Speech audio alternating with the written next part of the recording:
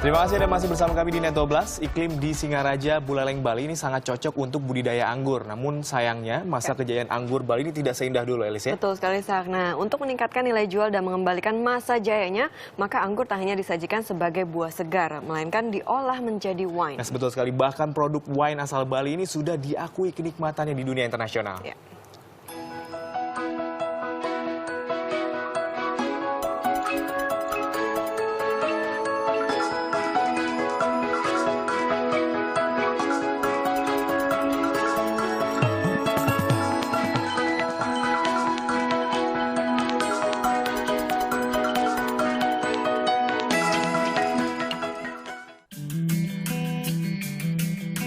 Anggur dapat tumbuh baik di daerah tropis, salah satunya di Singaraja, Buleleng, Bali Utara. Beruntung saya datang ke sini saat masa panen raya anggur di Bali. Musim panen raya anggur di Bali berkisar antara September hingga Oktober. Pak Bowo yang akan menemani saya berkeliling vineyard atau kebun anggur di Singaraja ini. Anggur ini merupakan varietas anggur putih lokal atau biasa disebut Belgia. Sayangnya di sini tak dibuka wisata kebun anggur untuk umum. Halo Pak Bowo. Halo, apa kabar? Baik. Lagi ngapain sih? Lagi ngukur kadar gula untuk anggur iya, yang mau dipanen ya? Rencana panen minggu depan. Berapa tuh Pak? Gulanya? Sudah 20. Ya, bisa dilihat. Oke, 20. Ini mana sih Pak yang kira-kira di anggurnya yang bisa dipanen? Ya, ini saya coba potong. Yang mana Pak? Ya, ini sudah siap dipanen. Ya, seperti ini. Ya, ini sudah. Ini Bu Siska yang sudah siap dipanen. Dan kita juga size yang jelek kita buang. Jadi kita betul-betul cari kualitas A, kualitas yang bagus. Bagus ya. Iya. Ya. Wey, ranu banget ya Pak ya, warnanya seger Iya. banget. Refraktometer adalah alat pengukur kadar gula. 20 merupakan kadar gula yang baik untuk membuat wine. Pada akhir 80-an, anggur Bali memasuki era kejayaannya. Produksi melonjak dan permintaan pasar pun tinggi. Namun kejayaan anggur Bali tak bertahan lama. Hampir pertengahan 90-an, kepopuleran anggur Bali merosot tajam. Harganya tak bisa menutup biaya produksi yang tinggi, ditambah buah anggur yang mudah busuk. Untuk meningkatkan kembali pamor dan nilai jual anggur, akhirnya anggur diolah menjadi wine. Hutton Wine adalah pabrik pengolah wine pertama di Bali, tepatnya didirikan pada 1994. Seiring pesatnya permintaan konsumen, tak hanya anggur Bali bahan utama membuat wine. Ya, ini adalah anggur jenis Belgia yang tumbuh subur di Singaraja, Bali. Anggur ini cocok untuk minuman wine karena memiliki kadar air yang tinggi serta aroma khas untuk wine bercita rasa tinggi. Ya, Pak.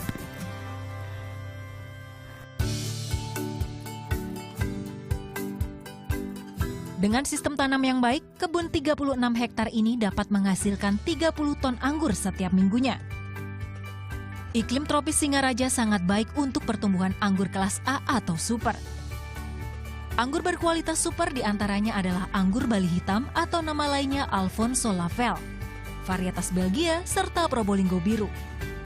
Misi bukan hanya satu sebenarnya, karena ada banyak dari bikin wine yang paling bagus di Indonesia biar semua orang Indonesia bisa nikmati dan belajar. There's also education tentang wine in general, bukan cuma wine kita. Memang kalau wine kita mungkin lebih gampang coba karena ada di sini, harganya lebih rendah dan lebih gampang dapat untuk belajar tentang wine. Tapi mudah-mudahan yang punya hati wine bagus sekali, pingin semua orang di Indonesia bisa gampang dapat, gampang coba, dan bisa belajar tentang wines. Anggur putih lokal atau Belgia masih dipanen, jadi belum semuanya siap olah. Sedangkan yang sudah siap olah adalah jenis anggur hitam Bali ini atau Alfonso Lavel. Anggur hasil panenan selanjutnya dibuat jus anggur segar. Jus anggur kemudian ditampung di dalam tangki. Tangki ini dapat menampung 10 ton anggur atau setara 7.500 liter jus anggur. Selanjutnya jus anggur diendapkan, difermentasi sekaligus disaring menjadi anggur putih atau white wine serta anggur merah alias red wine atau rosé. Setiap tangki dilengkapi pengatur suhu agar kualitas wine terjaga. Karena hal ini mempengaruhi proses fermentasi anggur. Dari 7.500 liter jus segar yang diendapkan, hanya 7.200 liter yang diproses lebih lanjut. Agar kualitas terjaga, wine disimpan dalam suhu 15 hingga 16 derajat Celcius di dalam tangki yang terdapat di cellar room ini. Setiap tangki berisi jenis, rasa, dan aroma wine berbeda, seperti Aga White and Red Wines, Alexandria, Pinot de Bali, serta juga sparkling wine. Proses akhir adalah pengemasan. Minuman wine lokal Bali ini pun siap didistribusikan ke seluruh Indonesia dan diekspor ke hampir seluruh dunia. Sudah tentu yang perlu kita perhatikan adalah bahan baku.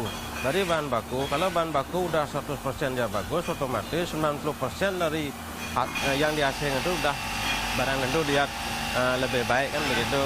Di samping itu yang perlu diperhatikan dalam pembuatan wine tentu juga suhu, di mana suhu itu sangat mendukung sekali terhadap kualitas wine, umur wine, juga segala sesuatu yang tersimpan yang diperlukan terutama oleh peminat wine itu sendiri. Nah, jika ada peminat wine yang betul-betul mengetahui prinsip wine itu sendiri, dari baunya, aroma itu dia tahu, oh ini wine-nya bagus, ini bagus, ini perlakuan wine ini sudah bagus sekali gitu.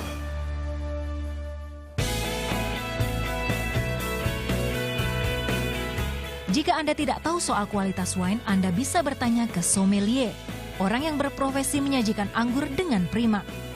Namun tak hanya sekedar menyajikan, sommelier juga bertugas menyimpan wine dan merekomendasi wine yang tepat bagi pelanggannya. Salah satu sommelier asal Bali adalah Ninyoman Kertawidiawati. Ia sudah berkecimpung dalam dunia food and beverages termasuk wine hampir 20 tahun. Saat ini Widya juga memegang tampuk Ketua Indonesia Sommelier Association atau ISA Chapter Bali. Privilege-nya yang jelas sih banyak minum wine ya.